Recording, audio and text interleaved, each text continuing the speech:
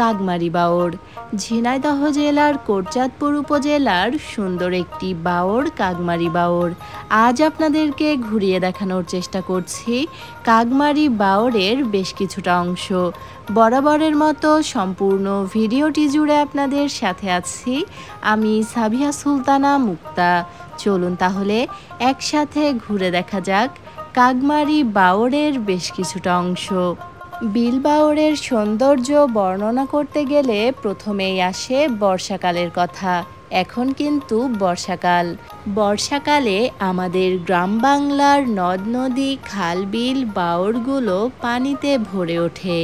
চারিদিকে থই থই জলরাশি, আর তার মধ্যে মাথা উঁচু করে দাঁড়িয়ে থাকা সবুজ গাছপালা ও গ্রামগুলো দেখলে চোখ জুড়িয়ে যায়। বিল বাওড়ের এসব প্রাকৃতিক সৌন্দর্য শুধু যে আমাদেরকে মুগ্ধ করে তা কিন্তু নয়, এটি স্থানীয় মানুষের জীবনযাত্রারও অবিচ্ছেদ্য অংশ। নদ নদী বা বিল বাওড় স্থানীয় মানুষের জীবন ও প্রকৃতির সাথে ওতপ্রোতভাবে জড়িত। বর্ষাকালে নৌকায় তাদের প্রধান বাহন হয়ে থাকে, আর শুষ্ক মৌসুমে কৃষিকাজই তাদের প্রধান জীবিকা। শীতকালে বাওড়ের দৃশ্য ভিন্ন রূপ নেয়। তখন চারিদিকে পানি কমে যায়।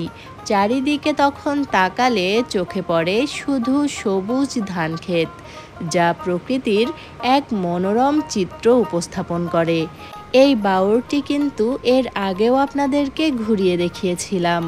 বাওড়ের দুই প্রান্তের দুই গ্রামের মানুষ বাওড়টি দিয়ে এখনও নৌ পারাপারের মাধ্যমেই এক গ্রাম থেকে অন্য গ্রামে যাওয়া আসা করে। বাওড়ের এই সৌন্দর্য শুধু একটি এলাকার সৌন্দর্য তা কিন্তু নয়, এটি বাংলাদেশের প্রাকৃতিক ঐতিহ্যের অংশ।